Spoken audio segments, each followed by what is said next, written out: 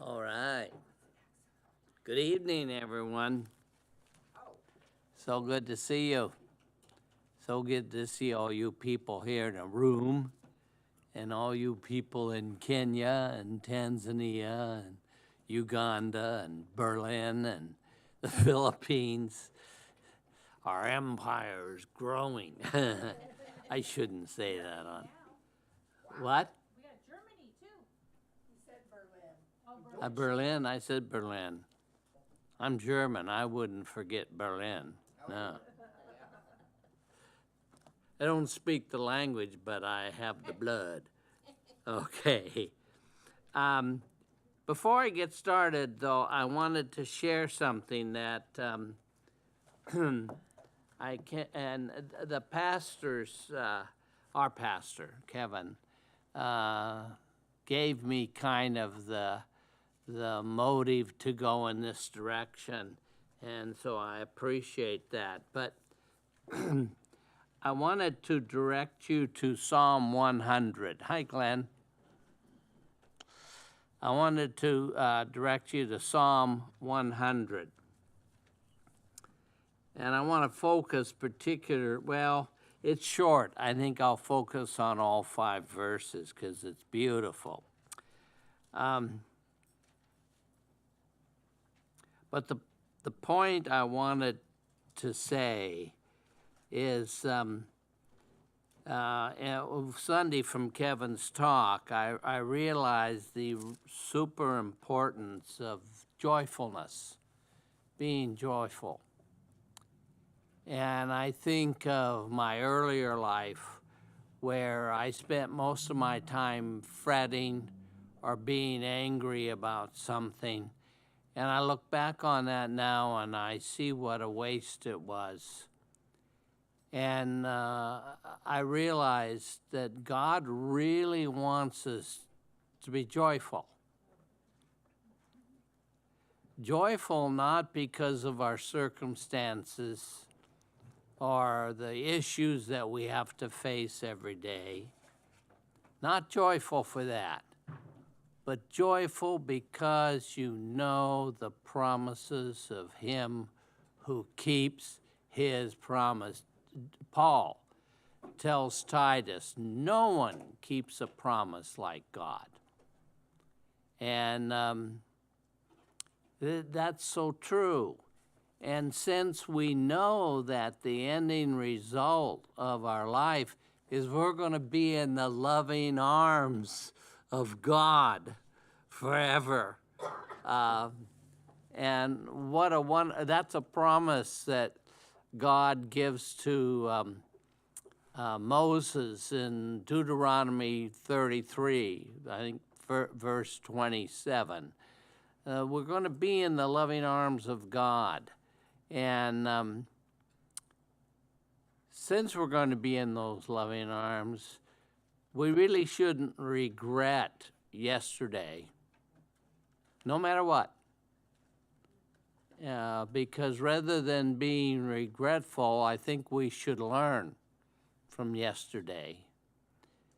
And I don't think we should be fearful of today. And I don't think we should worry about tomorrow, because God has promised the end to you. You are living under the promises of God and how He keeps those promises. And if you look at Psalm 100 in its 5 verses, I would like to David really understands this. And it's a psalm of thanksgiving. And it says, shout for joy to the Lord, all you earth. Serve the Lord with gladness. Come before Him with joyful songs. Know that the Lord is God. It is He who made us, and we are His. We are His people, the sheep of His pasture. Enter His gates with thanksgiving and His courts with praise. Give thanks to him and praise his name, for the Lord is good, and his love endures forever. And I think that's how I want to live my life, and I really feel you want to live your life. Because the reality we have today is physical and temporary. The reality with God is forever and always enduring.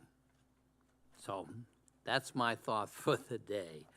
And I would like to just give you a short summary. Tonight I'm going to do something a little unusual, but I think it would be helpful to some people. There's people who know the Bible quite well, but they know very little about world history, and vice versa. There's people who know world history and don't know the Bible. But the Bible and human history are forever locked together. From the very, very, very beginning of light to today and forever, is that we have this lock with God. Solomon sees it so well when Solomon says that God puts a desire for eternity into each one of us. And if you think about that, I think an ant struggles for life. Every being struggles to live. Plants and vines stretch out their roots and stretch out their foliage to have life. And we're the same. And so I think that I would like to be, I'm on my page is 28. And Wanda, what did we say your page was that had the streams at the top of the page? 34? Okay, you may be on the page 34, and I'm sorry. But I want to look at Roman numeral 4, conclusion. Page 32, thank you, Nelda. Conclusion, and it's point A.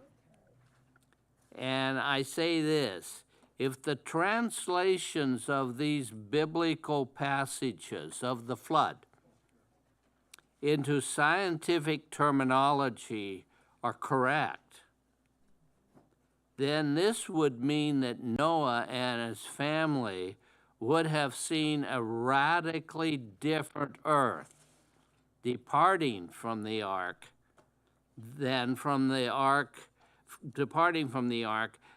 the earth was when they left a year earlier. And a page where, again, I want to show you the page. It's in this area, maybe 31. It's a page that has a picture of, thank you, Nelda, page 34. Thank you. Of Noah and his family. And they have built an altar, and they're worshiping God as they came off the ark. And you can see in the background part of the ark and the altar that they built, and Noah leading his family in worship. And to me, the most touching part of that picture is that Noah and his family came off that ark. They'd been on it for a year. They had to be really low on supplies, animals going every which way. They had no food system, no water system. They didn't really know where they were. All these kinds of issues to organize just to survive. And yet, what's the first thing they did? They built an altar to glorify God. And you know, this isn't the only time this happened in history. Isaac, the son of Abraham, when he finally, after having, he would build a well, and the Philistines had come by with some soldiers and say, that's our well. And Isaac, of course, being outnumbered, and didn't want warfare, would just walk away from all his labor and the blessing God gave him by showing him where water was. And finally, Isaac came to a place, Israel, right down here, pretty low in Israel, right on the border of the Sinai Peninsula is where he came. And the place was called Bir Lahai Rohai. The word Bir in the Bible means village. So it was the village of Lahai Rohai. And he was safe. And again, the first thing Isaac did when he got to Bir Lahai Rohai was he built an altar. He didn't take care of his water system. He didn't take care of his food prediction, his food, not prediction, provision, and all the other things that he needed to organize his little community. He didn't do any of that. He built an altar to God. Because the first thing on these people's hearts were to stay in a close connection with God. It wasn't, what am I going to eat tonight? Or how are my animals going to be safe? Or anything else. It was to keep his relationship with God. When Israel, this is the last one I'm going to give you, and I'm sure there's more. But when Israel returned from captivity in Babylon, and Cyrus, the Persian king, freed them, because somehow Cyrus had a very strong feeling that Israel needed to go home and build their temple and be a colony that was loyal to Persia. And so there are very few examples in history of kings freeing slaves. You all remember Moses in Exodus. The Pharaoh, the Pharaoh wasn't interested at all in freeing anybody. But Cyrus did this, and he freed the Persians. The first thing the Israelites, who were surrounded by enemies, first thing they did was in their rubble of Jerusalem. First thing they did was build the temple.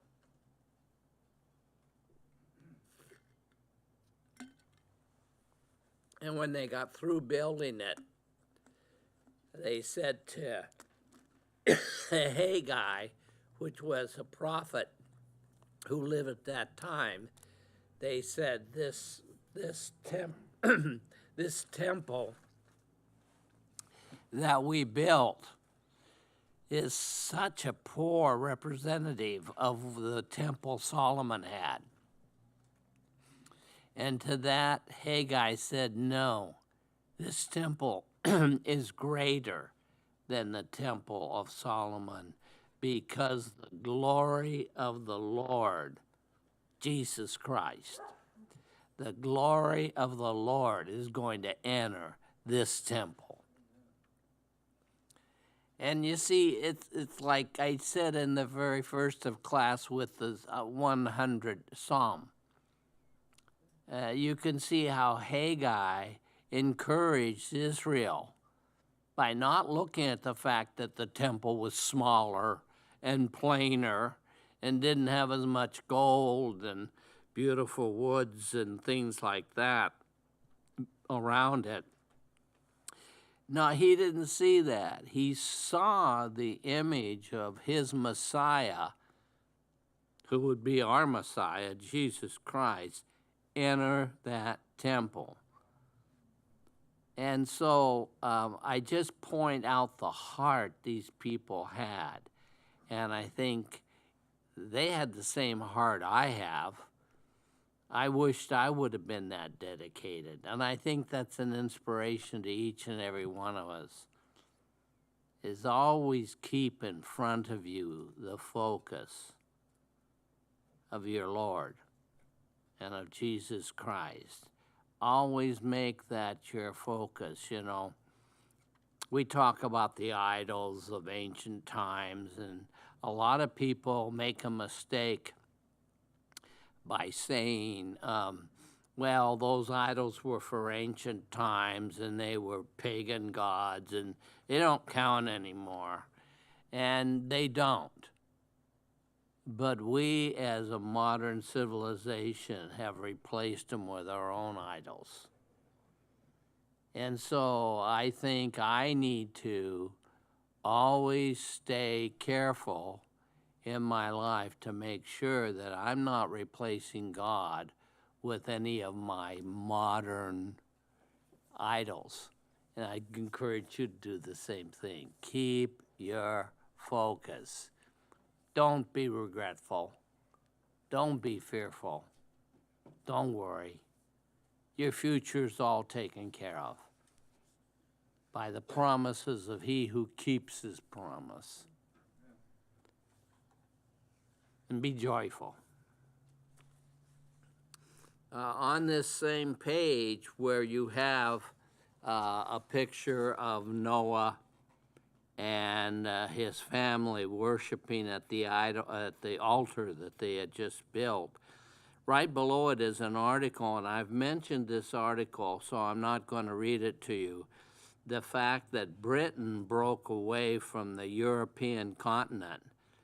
That is a geological fact that Britain used to be mostly attached to France. But the most amazing part of that statement is that there were some geologists that literally said that this very well could have taken place in one day. Always remember that the greatest conflict that the world has with the Bible is that the world says everything has happened slowly and gradually, like a moving ice glacier. And the Bible says, no, things happen suddenly and quickly. So it's a matter of choice that we have to make. And choosing is an option, but the fact that you choose is not an option. Everyone must choose. There is no fence sitting. There is no compromising in the Word of God. The Word of God is either embraced fully by you or it's ignored by the rest of the world. It's one or the other. And so always keep that focus. I had a couple other notes that I wanted to do before I enter into the basic main event.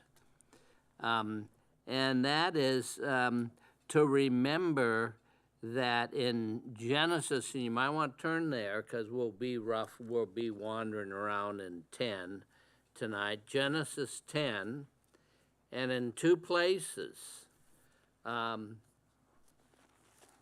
32, verse 32, and verse 25.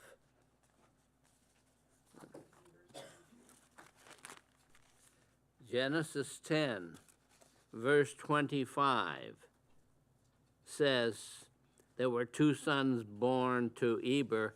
This is, by the way, it is giving you the clan of Shem.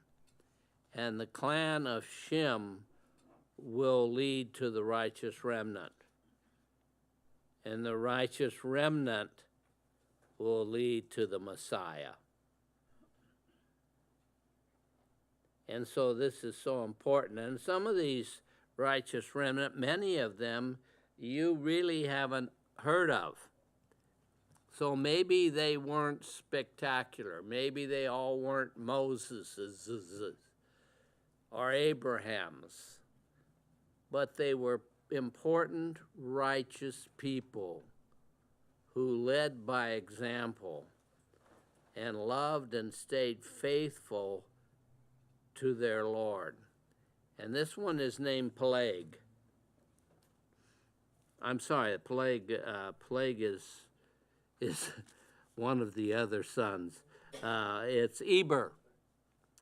And Eber, here it is.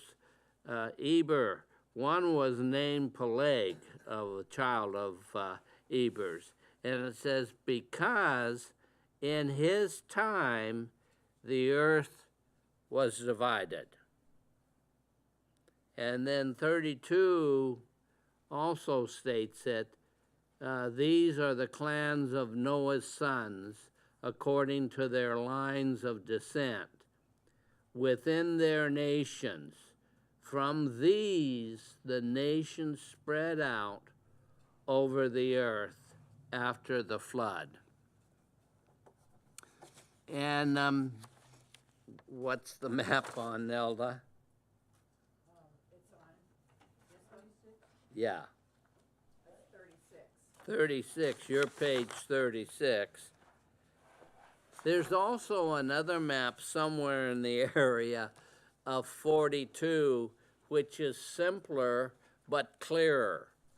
And so if you find this map very messy, go to the other one that's somewhere in the neighborhood of 49.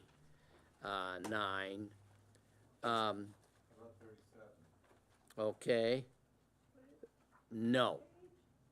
I'm sorry, Bill.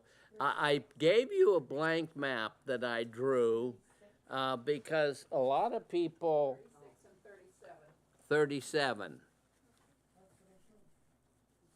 A lot of people learn better by motions and drawings and building something.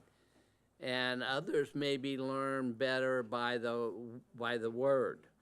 Well, if you're one of them that likes to put your hands on things, I thought you might find it fun to make your own map of the distribution of Noah's clans, because you'll notice that the 3 brothers split up just as Genesis 10 tells you. They split up and they go in different directions. To the north goes Pardon? saying, do you want page? Yeah, that's what I want, Bill. Yeah, that one. That's a simpler map. This is a messier map, but they're the same. They're the same. But Nelda, will you just hand me your map real fast so I can show it on the view? This is what we call fast. But I wanted to show you where these sons go. The first one, okay, thank you, Bill. The first one is Japheth. And Japheth goes north up towards Europe, what we would call Europe today. And so Japheth's descendants are all the way in Turkey, which used to, in the ancient times, what grew out of his descendants were Greeks. And then you had the Gomer over here in Eastern Europe, and you had Gog, who colonized an area called Magog over here in Russia. Magog originally was between the Black Sea and the Caspian Sea. This was the area of Magog, which today we would call Russia. And of course, we would call this Eastern Europe and Turkey. This was the area of Japheth.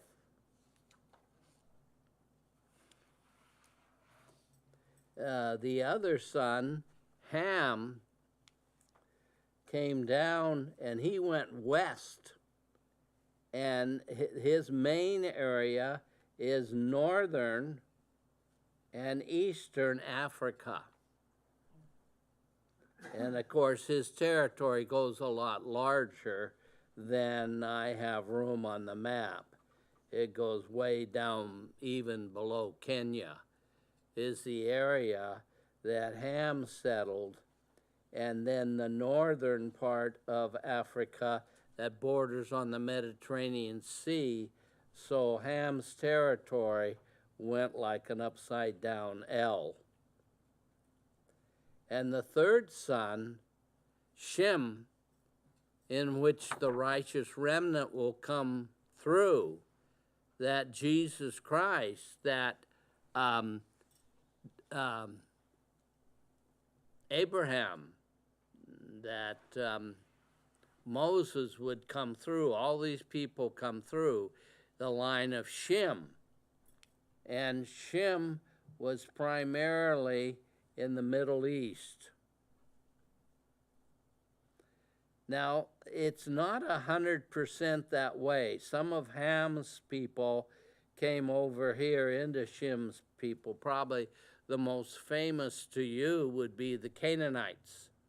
The Canaanites were from the clan of Ham, but yet, as you know, they settled in the Palestine area and became very traditional enemies of Shem. And eventually the Israelites will come out of the clan of Shem, which I'm going to take you on that little trip in a little while. So that's where the people divided. Starts with the three sons of Noah, and then each one of those sons had a bunch of sons that formed different tribes, and generally speaking lived kind of in the same geographical area, whether it was the Middle East or Africa or Europe. But generally speaking, most of those clans that came from the tribe of these three sons lived in these areas. On the back of my messy map, page 35, is a chart showing you the beginning of Noah's family tree. And some of the names you'll recognize, and others you won't. But most of these tribes settled in the area of the particular son of Noah. And the Israelites, and this is interesting because very few, how many of you have heard of the name Arphaxad? 1, 2. Okay. That's so typical. And yet, Arphaxad is remarkably important. And yet, well, you can imagine being on the playground in an elementary school with the name Arphaxad going with you. And you could see probably he had his issues, and his childhood. But Arphaxad, if you'll look at the family tree, was one of the sons of Shem. And later on in his life, he moves his tribe. Now, stay with me. He moves his tribe. They're not sure where he moved it from. They know where he moved it to, but not from. Some people say he moved out of the territory of the future Israel and moved over to which was in the Sumerian area, right down here. Some other people say that he came out of the area that would be known as Aram and would be the territory inhabited by Abraham's brother, and had come out of that area and came south again to We know he ended up in And so he took his tribe from wherever and took it down to the Sumerian area and the city of The Sumerians were pagans, of course, but they were relatively decent to foreigners. Many of the other pagan nations were very brutal to the foreigners, would enslave them, kill them, but the Sumerians, no. They were a more peaceful group, a very large group. I mean, Arphaxad probably counted his people in the hundreds. The Sumerians would have counted their people in the 100,000s, maybe over 1 million. And so while the Sumerians were a huge nation, Arphaxad was a lot like Jacob, who migrated to Egypt, or even Abraham, which migrated from the north down to the Promised Land. The righteous remnant is humble and small, but Arphaxad was part of that righteous remnant, though I personally doubt that he knew he was, because Arphaxad picked up the religions of the Sumerian people. Well, one of Arphaxad's descendants fathered a baby boy named Abraham. So this is where Abraham comes from.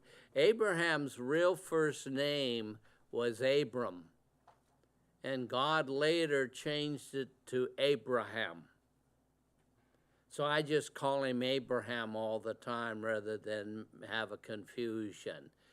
But this is where Abraham came from.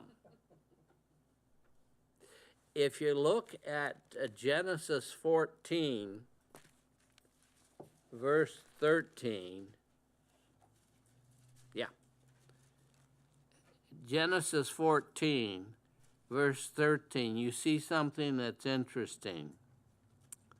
And that is that this is why I want to go to Sodom and Gomorrah in this class, because most all of you have heard of Sodom and Gomorrah and the destructions of the cities. And I wanted to show you the actual physical evidence that this is not a story. It is history. It happened. So, but earlier in Sodom and Gomorrah, they rebelled against another confederation over actually, it was called the Mesopotamian Confederation, which was right over here, and it was more powerful, and it taxed the people of Sodom and Gomorrah. And Sodom and Gomorrah got tired of paying the taxes, and so they rebelled. and lost to the Mesopotamians. And an amazing story that had come out of that, and I'll repeat it when we get to it, but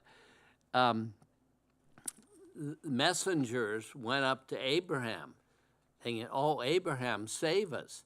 Well, Abraham's has a tiny little group. Why in the world? But these people evidently had enough confidence and respect for Abraham that they thought Abraham, with a little group of warriors, could take down this Mesopotamian army and get their people back. Because when Sodom and Gomorrah lost, the Mesopotamians came in and took all the people that they wanted to take, the youthful, the good workers, the ones that looked like they were smart, those sort of people, and they took them all off into slavery.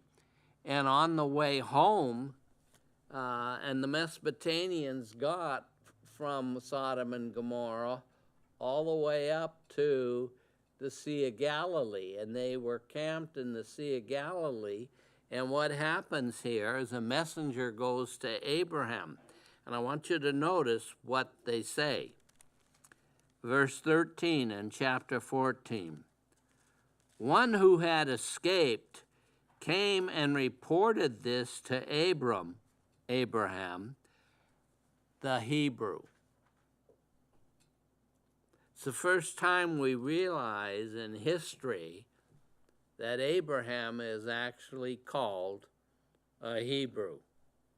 And it's the first time in history the word Hebrew is even used. The name Hebrew came from the Canaanites. The Canaanites named Abraham Harabahu.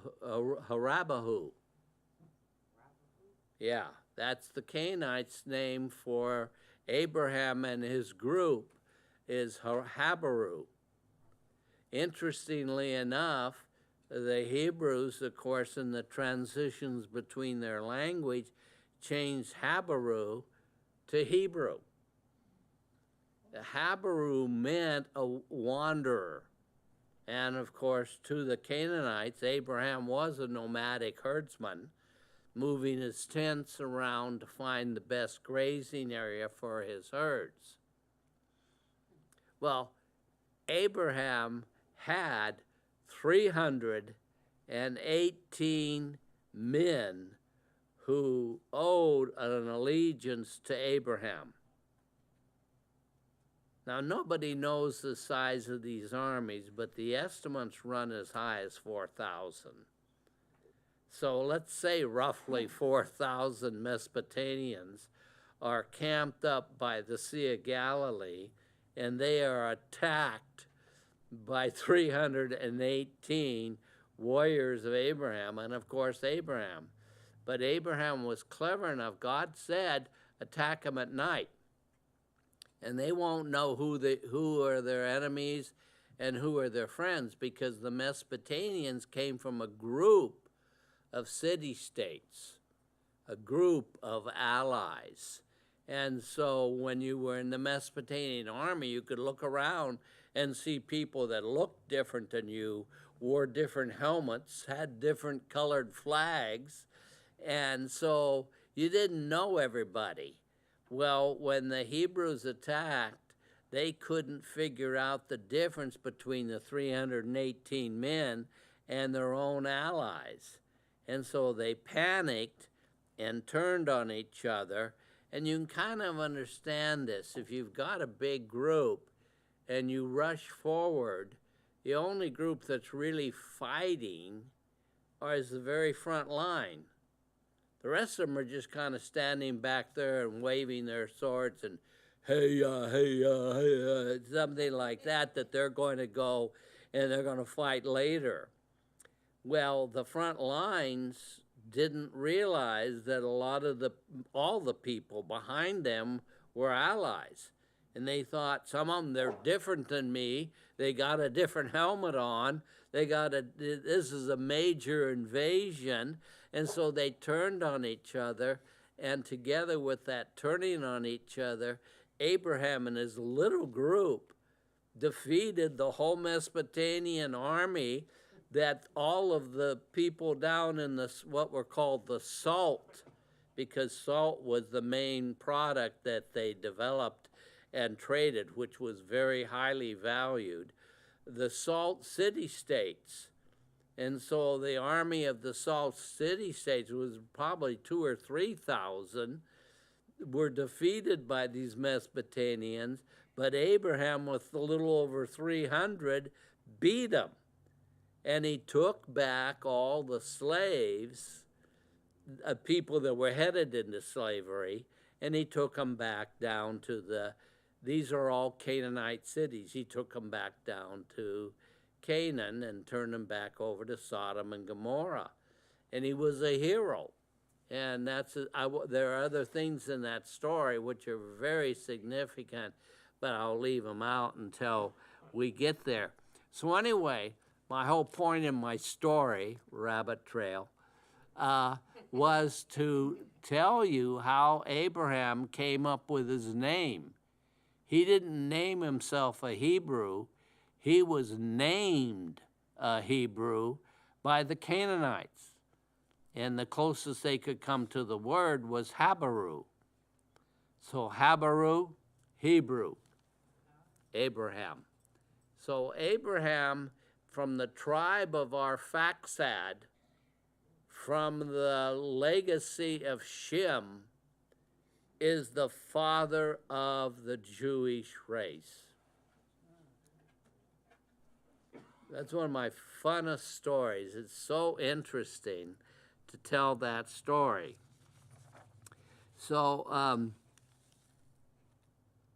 the only other point I wanted to make was about the water. Again, I want to remind you that how in the world did so much water come down that it flood certainly most, if not all, of the world and turned our earth into a water world for 150 days. The water stayed on the surface of the earth.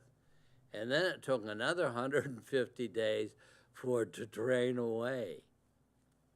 And the Bible gives you an explanation. Remember, the Bible tells you that the water comes down from the floodgates of heaven, and the water also comes up from the springs of the earth.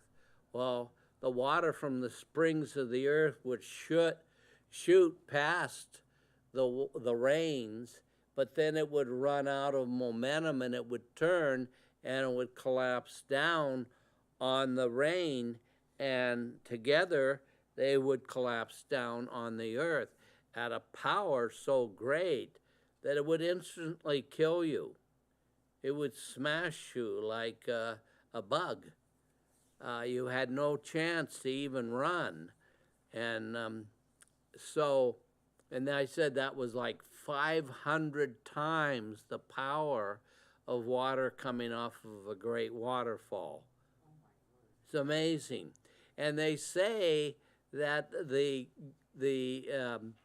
disappearing of the water was due, in the Bible it says, due to the fact that God made great winds, and the winds dried out the water and pushed the water around and pushed the water back. It's also believed by really most scholars, even though it's not as stated in the Bible, is that these great springs would then again open up again and be filled up by the water. And in that movement, you'd have a very powerful vortex. A vortex is a little bit like a black hole in the universe. You get in it, you can't get out of it. And it'll suck you right down through the middle of it. And that these big springs, giant springs, that are the size of continents in some cases, would be very powerful.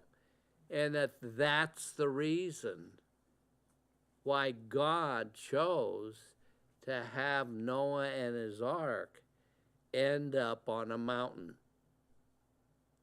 You know, you think, hey, God, I like your sense of humor. You're going to bring us back to dry land 14,000 feet up in the air on some snowy mountain. You know, give me a break. Put me in some sunny little river valley. You know, but if Noah's ark would have been down where the river valleys were, the Noah's ark would have been sucked right into the vortexes. It couldn't have stopped it. So God placed the ark in a place where it was safe, up on a mountain. And I think that's a beautiful story. You know, you never can outthink God. And you can have a lot of incidences in your life where you think, oh, God, he's denying me these things. He's turning into my enemy. And yet you find out when the whole episode is over is that he did it to rescue you. You know, a really interesting story that represents that are the wives of Jacob. Jacob had two official wives, Rachel, who was beautiful, and Leah, who was average. Well, God blessed Leah with motherhood, and Leah had a whole bunch of babies. And so Jacob had a huge committed loyalty to Leah, even though her sister was much prettier. Had a loyalty to Leah because Leah was the mother of most all of his sons. And Rachel only had two sons, one named Joseph, and then that was it. And then later on, she's going to finally have Benjamin. And the whole time, Rachel is just burdened down with a great resentment towards God. God is so unfair. Look at Leah. She has all these babies. I pray for babies all the time, and God denies me. And yet, when Rachel finally had her second baby, Benjamin, she died in childbirth. So God was looking after her all the time. Because if she would have had lots of babies, she would have died a whole lot earlier.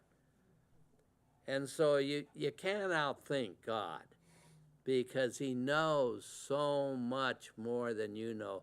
So again, don't regret yesterday, don't be fearful of today, and don't worry about tomorrow, because God's looking after each and every one of us. So I think those are good stories. What I want to do now is an interesting thing that I think is interesting. And again, it's the history of Israel in relationship to the world. I have page 37.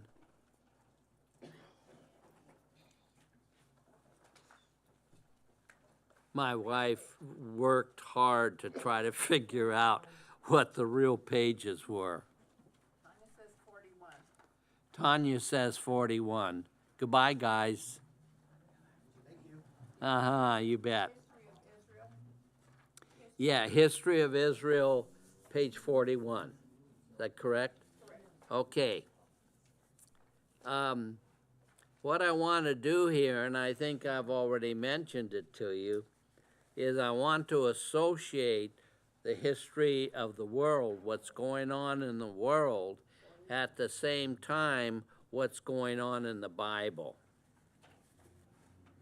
Because I'm thinking unless you've made a point of studying that, you may have a lot of missing pieces that might be really helpful to you. 13 minutes. May not get through it, but we'll get into it. in the world age, the first age of the world history, which theoretically predates human beings, is called prehistory, the prehistoric period. At that time, which many scientists think took millions of years, certainly at least hundreds of thousands of years to develop, remember, slow and gradual. The Bible associates the prehistory movement with the Garden of Eden. And the Garden of Eden happens, well, it's 6 days, so the earth is created, and then you have the Garden of Eden, and no one knows how long the Garden of Eden existed. It could have existed for like 2,000 years. It could have existed for, I don't know, half a dozen weeks. Who knows? No one really knows. But the biblical Garden of Eden equals out to the prehistoric period of time. And of course, the prehistoric period of time says there's no way that you can have all these crazy animals like dinosaurs and things like that, and all of the development of creatures happen in a short period of time. It has to be millions of years. But the Bible, specifically in Psalm 90, says that to God, 1 day is 1,000 years. I think I could change that and say 1 day is 1,000,000 years. Because God created time. So God's movement, I mean, we are slaves to time. And every one of us in this room had a date where we were born. And we had a date when we graduated out of school. And we had these various dates in our life, and we're going to have a date when we die. Because we're slaves of time. We live under the rule of time. We cannot escape it. God created time. Therefore, he is above time. He can mess with time any way he wants to mess with time. And so to the science, they say it had to happen over 1,000,000 years. To the Bible says God crunched huge amount of time down into 1 day. And that the layers and the experience of time, that where we look at it and say, oh, it probably happened 5 million years ago, maybe it happened 5 days ago. Because God is not limited by our slavery to time. Time is his slave, and he can do with it as he wants to do with it. So the debate really gets down to a choice. You can choose which God, the God of this world, or the God of Yahweh of heaven, which God you're going to believe. In the scientific way, I think you could look at it like you look at evidence and you say, I think I get it. I think I understand how this happened over millions of years. Where the believer looks at it, knows the promises of God, and says, I trust it. It's a total different way of thinking. Are you going to believe what you can see and hear and sense?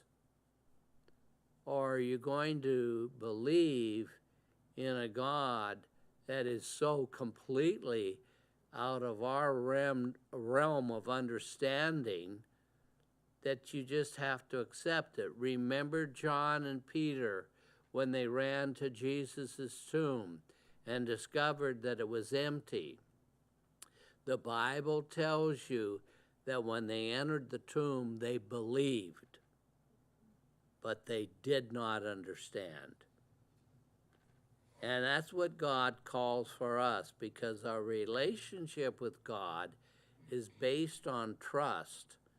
And the trust comes from love, and the love comes from knowledge. That's why you're here tonight, studying the Bible. That's why we have all these friends, these sisters and brothers listening in Africa and in Europe and in the Philippines, is because you want to know. If you want to stand in wisdom, you have to first stand in knowledge. And the knowledge will give you understanding. And the understanding will give you wisdom. And that's how the train rolls down the track. You know, came from Indiana probably. Yes. And so if you look on past prehistoric, the first period in world history that can be identified is called the Neolithic Period. And the Neolithic Period is the period when you start to be able to identify that there's an existence of man.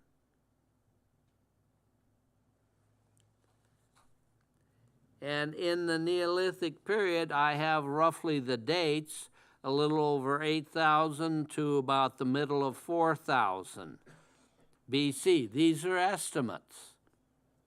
Science doesn't know because they weren't there. Biblical scholars don't know because they weren't there. So nobody's there to take notes. So you have to accept your God and believe in it. You have no choice. You go one way or the other way. And the Neolithic period in the history of the world is the time when the Bible had the lines of Seth, the righteous remnant, and the lines of Cain, the ways of the world. That's when they were established. And then you go on to the next period, section, era of world history, and it's called the Calcalithic Period, the Calcalithic Period. And the Calcalithic Period actually is the time period, and the Bible does the same thing, where both have evidence of a worldwide flood. And as I've told you, we have stories of worldwide floods from Japan, India, the Middle East, Africa, Mexico with the Aztecs, Peru and South America with the Incas, the United States with the Cherokees, and Hawaii. Both, and the Cherokees were on the eastern coast of America. Hawaii is way out there to the west, and both of these people have the same story as the people in Japan and China and India and all these countries have the same story.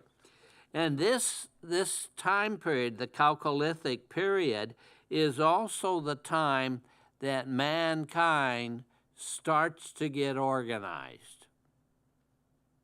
And in the ways of the world, what happened is people began to migrate to river valleys, because river valleys were great places to live. The climate was moderate. The water was plentiful for irrigation and drinking, and also for transportation. You could go up and down the rivers and trade with other groups.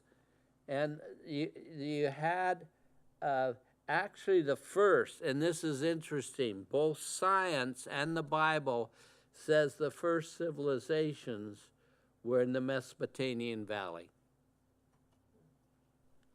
And then secondly, you have the valley of the Nile River, and that was also a great place for civilization. And I think probably every one of you know the first really great empire in world history were the Egyptians. Then we go out of the picture, and you have India, which has two rivers that can form a valley. One is called the Indus River, which goes south and north and then turns towards the east.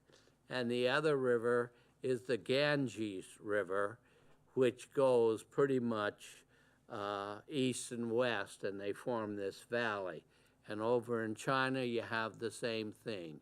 You have two rivers, the Yangtze and the Yellow River, or what's called the Wangho River in Chinese talk, that form another valley.